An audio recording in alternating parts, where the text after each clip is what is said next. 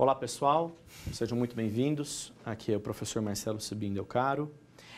Hoje nós estamos no programa Saber Direito Responde, onde alunos aqui no presencial, bem como internautas, enviam as perguntas a fim de viabilizar melhor o estudo a todos os alunos do país. Dessa forma, hoje nós temos conosco os estudantes de contabilidade, a Jéssica, que está no 6º semestre da Faculdade de Contabilidade, bem como o Eduardo, que está no 7º semestre da Faculdade de Direito. Eles farão as perguntas elaboradas, bem como responderemos aqui as dos internautas. Perfeito? Iniciaremos hoje, então, passando a palavra para a Jéssica. Jéssica, seja muito bem-vinda e, por favor, faça a sua pergunta. Bom, professor, eu queria saber sobre a recente decisão do STF acerca da terceirização. Afetou a súmula 331 do TST? Jéssica, vamos lá. Sua pergunta é excelente e de extrema relevância atual. É isso que nós costumamos dizer, temas que fazem a diferença. Na realidade, Jéssica, a súmula 331, ela tem o condão de quê? Regularizar a terceirização. Para a súmula 331, a terceirização ela não é válida, bem como o tomador do serviço é também responsável pelas verbas oriundas daquele contrato de trabalho. Isto é, na situação, ocorre da seguinte forma. Um empregado, ele é contratado por uma empresa, mas uma segunda empresa toma o serviço dele.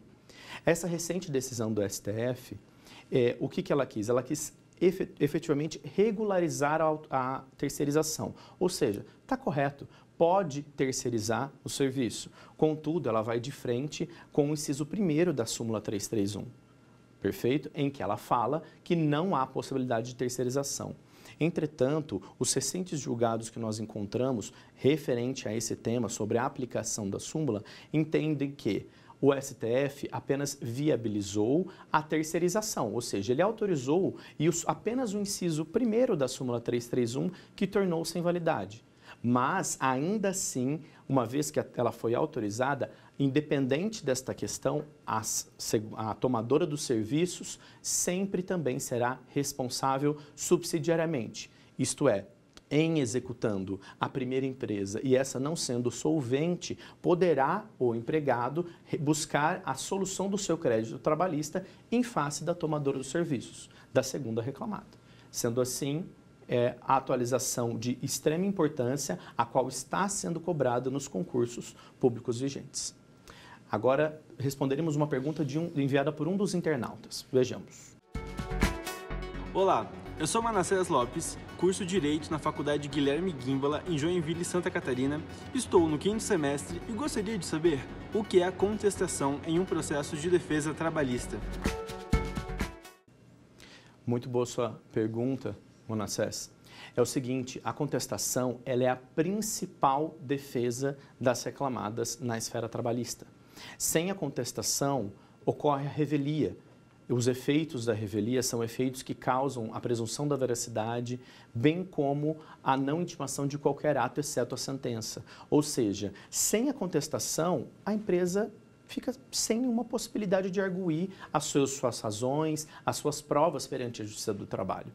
Eu costumei dizer nas minhas aulas que, na minha opinião, a defesa para as empresas não é um mero ato, vamos dizer assim, em si um ônus que é concedido a essa.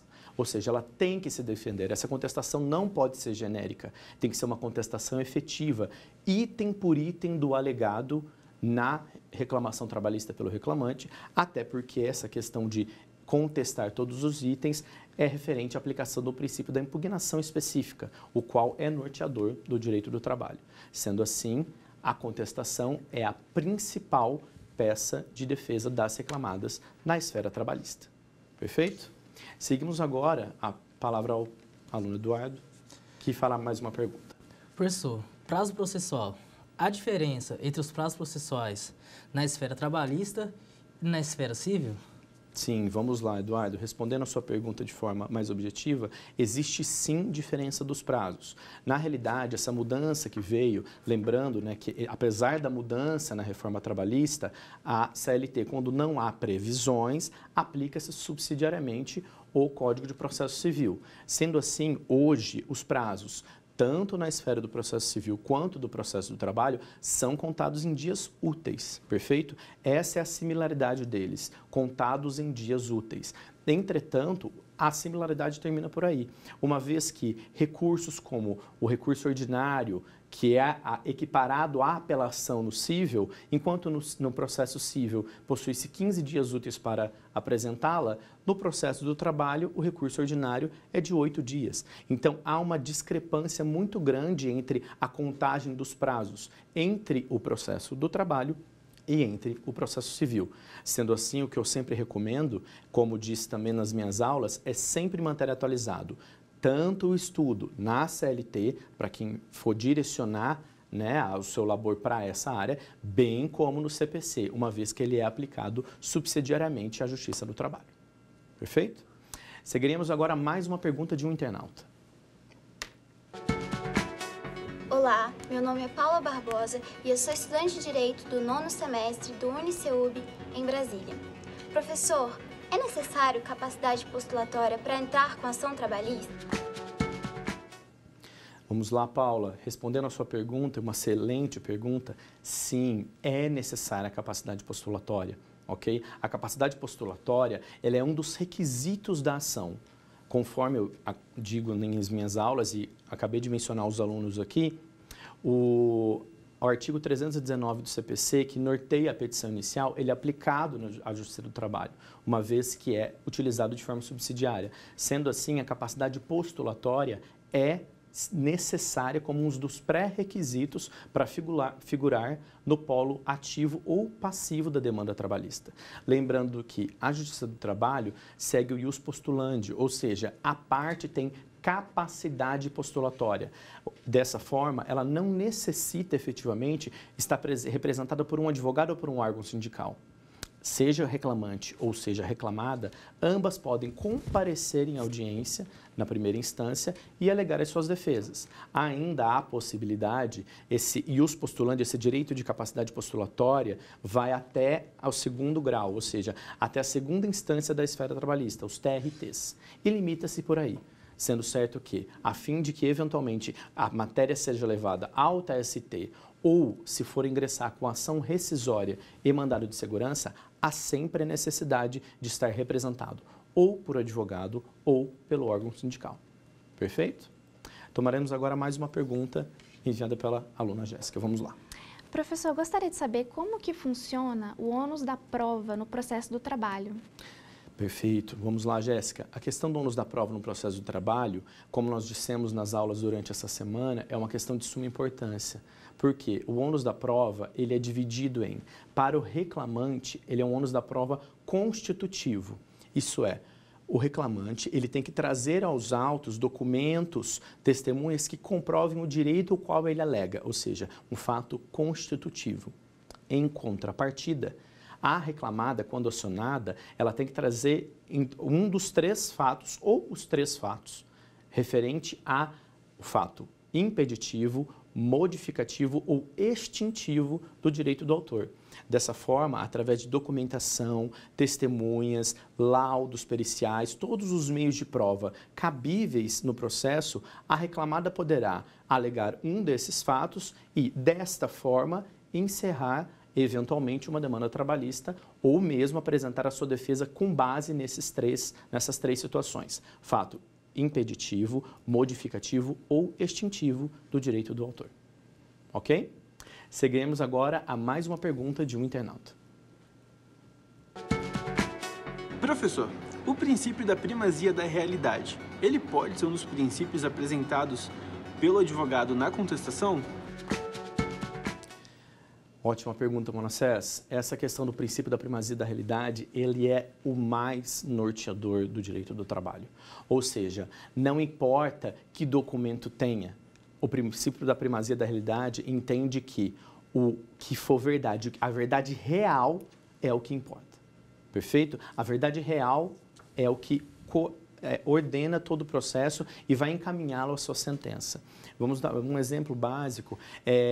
Eventualmente, um funcionário que ele pede na sua inicial, ele solicita o pagamento das horas extras. Ele fala que ele cumpria 2 horas suplementares por dia. No dia da audiência, no depoimento dele, ao ser inquirido pelo juiz, ele fala, não fazia horas extras. Nesse sentido, uma vez que a verdade real, o princípio da primazia da realidade prevalece, o advogado de defesa vai apresentar e informar para o juiz, excelência, cumprimento do princípio da primazia da realidade, ou seja, apesar de alegado a solicitação de que fosse a empresa reclamada condenada ao pagamento das horas extraordinárias, respeitando o princípio da primazia da realidade, o reclamante em seu depoimento informou que não cumpria as horas suplementares. Desta forma, ele com certeza perderá esta demanda. Perfeito? Por isso, assuma a importância do princípio da primazia da realidade ou da verdade real, como utiliza-se. Passaremos agora a mais uma pergunta do aluno Eduardo. Pois não, Eduardo? Professor Marcelo, o Instituto da Reconvenção, ele é aplicável ao processo do trabalho? Vamos lá, Eduardo. A sua pergunta é excelente e totalmente relevante, uma vez que muitas pessoas, muitos alunos me questionam se há a possibilidade da reconvenção na Justiça do Trabalho. E a resposta é sim. Há essa possibilidade e essa previsão, uma vez que, como dito, a aplicação subsidiária do CPC. Dessa forma, a reconvenção é possível na Justiça do Trabalho toda vez que, por um ato doloso do empregado, ele causou eventual prejuízo à empresa. Vamos citar como exemplo um empregado que, no dever da sua função, ele dolosamente provoca um dano em uma máquina dentro da empresa, ou seja, por vontade. Ele vai e provoca um dano numa máquina que custa R$15 mil. No ato desta inicial, uma vez que ele distribuiu essa inicial e foi designada da audiência, a peça defensória do advogado da reclamada deverá vir imediatamente com uma reconvenção. A reconvenção, como já dito nas nossas aulas, ela deve ser apresentada em conjunto com a contestação. Isto é, na contestação, o advogado da reclamada, ele procede com todas as defesas referentes aos itens alegados na inicial e imediatamente apresenta uma reconvenção. Excelência, estou reconvindo, uma vez que o funcionário dolosamente, conforme comprovação, provas, documentos, testemunhas, me deixou dolosamente, me causou um dano de R$15 mil, como no exemplo. Ou seja, há totalmente a possibilidade de apresentação da reconvenção no processo do trabalho. Lembrando que a reconvenção ela tem características de ação principal.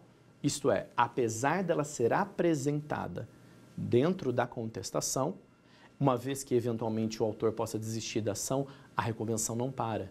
Ela tem características de ação própria, com oitiva de testemunhas, documentação a ser apresentada e julgamento específico. Perfeito? Pessoal, por enquanto daremos um intervalo e retornaremos no próximo bloco. Obrigado.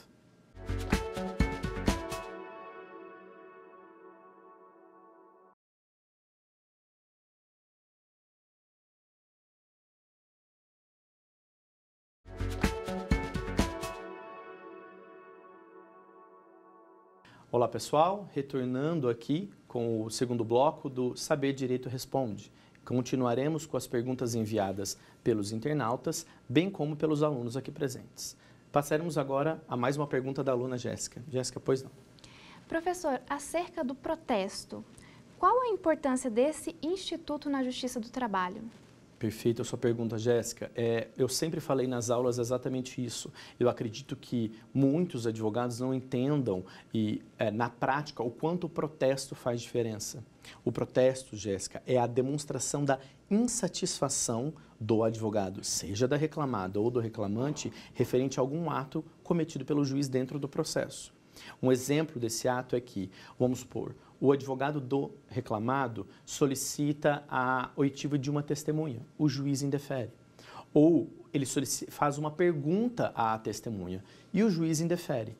Ao fazer essa pergunta e ela for indeferida para o juiz, o advogado imediatamente tem que chamar a atenção do juiz e falar: Excelência, pela ordem, quero que conste o protesto. Por quê? Constando o protesto, ele mostra a irresignação sobre aquele ato cometido pelo magistrado. Obviamente, dessa decisão de inicial não cabe nenhum tipo de recurso, até pelo princípio da irrecorribilidade das decisões interlocutórias na Justiça do Trabalho. Entretanto, este protesto servirá como base para arguir essa questão em sede recursal. Dessa forma, o advogado da reclamada ele procede com essa menção na próxima oportunidade que ele tiver de falar aos autos e remeter essa matéria a uma instância superior. Assim, passará por uma reanálise do tribunal competente aquela questão que foi indeferida pelo magistrado de primeira instância. Perfeito? Passaremos agora a uma pergunta de um internauta. Quais são os elementos fundamentais para um inicial trabalhista? Vamos lá, Paula, respondendo a sua pergunta, os elementos iniciais para uma reclamação trabalhista, eles são, mais uma vez, os básicos constantes no artigo 319 do CPC. Ou seja, tem que seguir todos aqueles requisitos, legitimidade ativa, nexo de causalidade, todos os constantes, todos os itens constantes neste artigo, uma vez que a inicial ela tem que ser correta, com pedidos certos, causa de pedir, o pedido efetivo. Então, ela tem que possuir todos os caracteres referentes à inicial para que ela seja procedente e não haja ali uma situação de arguição de eventual nulidade, como nós falamos nas aulas referente aos pressupostos preliminares processuais. Então, para que não haja essa alegação por parte dos advogados da reclamada, essa inicial, seguindo o rito efetivo da lei, vai ser cumprida e vai seguir o processo na sua normalidade, ok? Passamos agora a mais uma pergunta do aluno Eduardo. Pois não, Eduardo? Professor, a diferença entre o adicional de insalubridade e o adicional de periculosidade e se há graus de caracterização desse adicional? Ótima pergunta, Eduardo. Mais uma ótima pergunta. Essa questão referente aos adicionais, eles possuem, sim, total diferença, bem como a questão do grau. Tá? O adicional de insalubridade, ele é feito para qual é a intenção dele? Ou seja, um empregado, ele trabalha em um ambiente onde há um agente nocivo que gradativamente vem a causar a ele uma doença ou algum dano corporal. Dessa forma, o adicional de insalubridade visa preservar esse funcionário, seja, no caso, em havendo o agente insalubre, ele proceder com a entrega de EPIs, que são os equipamentos de proteção individual, ou os EPCs, equipamentos de proteção coletiva, na busca de anular totalmente esse agente nocivo. Entretanto, quando não há essa anulação, o perito, quando constatado que há ali um agente insalubre, ele determinará o seu grau. Dessa forma, a insalubridade ela pode ser estipulada em 3 graus diferentes: 10%, 20% e 40% do salário mínimo da categoria. Esse percentual é adicionado ao holerite uma vez comprovada o agente insalubre no local. Ok? Já no que tange à periculosidade, esta não possui nenhum tipo de grau. O percentual dela é único, de 30% do salário efetivo do funcionário, não mais do salário mínimo da categoria. Porque nessa situação da periculosidade, o que modifica? Esta situação, ele efetivamente trabalha, ele labora em um local que contém explosivos ou que que ele executa possa causar um dano irreversível à vida dele, uma incapacidade laboral absoluta ou até mesmo a morte. Por isso que esse adicional é muito maior do que o da insalubridade. E há essa diferenciação, porque a periculosidade é sempre quando há um agente explosivo que possa atingir diretamente a vida. Perfeito? Lembrando que, como nós dissemos nas aulas anteriores, quando há pedido de insalubridade e periculosidade, há a necessidade real e efetiva de fazer o laudo pericial. Não há nenhuma possibilidade de abrir mão dessa perícia quando há pedido de insalubridade e periculosidade, salvo quando houver uma prova emprestada de outro processo, ou seja, um outro funcionário com o mesmo cargo, com as mesmas funções, exercendo o mesmo labor no mesmo local, tenha tido um laudo em que constatou ou que não constatou a periculosidade. Através do Instituto da Prova Emprestada, o magistrado pode verificar e dispensar, apenas neste caso. Tá ok? Seguimos então agora mais uma pergunta da aluna Jéssica. Pois não, Jéssica? professor, sobre os efeitos da revelia, eles são distintos para a reclamada e para o reclamante? Sim, ótima pergunta. São bem distintos, ok? Nós costumamos falar essa questão em aula, até mencionei, deixei muito bem exemplificado. Por quê, Jéssica? Essa situação modifica muito para reclamante a um ato e para reclamado a um ato diferente. Isto é, o reclamante, ele ingressa com uma ação trabalhista. Ele vai ser designada a audiência inicial ou una. Designada essa audiência, ele não comparece. E a parte reclamada solicita a aplicação dos efeitos da revelia. Perfeito? O que vai acontecer com o reclamante? Vai haver apenas o arquivamento da reclamação. Após o trânsito em julgado desse arquivamento, o reclamante poderá ingressar novamente, uma vez que esse arquivamento se deu sem julgamento do mérito. Entretanto, quando a empresa reclamada não contesta e não comparece a uma audiência trabalhista, os efeitos da revelia são presunção da veracidade dos fatos alegados à inicial e não intimação dos demais dados processuais, salvo a sentença. Dessa forma, basicamente falando, a reclamada perde o processo, uma vez que ficou inviabilizada as formas de defesa dela, devido à operação da revelia. A revelia operou-se, o efeito dela, que é a confissão ficta, ocorreu.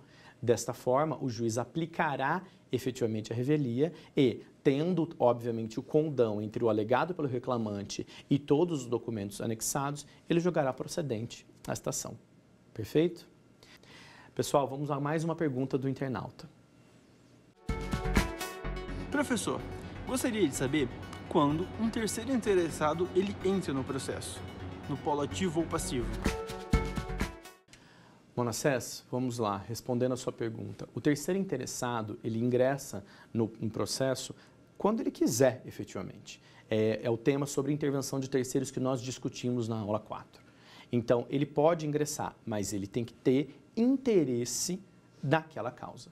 Ele não pode simplesmente qualquer pessoa entrar como um assistente ou fazer uma nomeação autoria ou solicitar uma intervenção de qualquer forma que seja, até mesmo embargo de terceiro. Não existe a possibilidade se ele não tiver um nexo de causalidade com o processo em si. Dessa forma, o terceiro interessado ele vai ingressar se efetivamente tiver algo que tenha conexão com ele, ou seja, os efeitos de uma sentença, seja ela procedente ou improcedente, vai atingir esse terceiro interessado.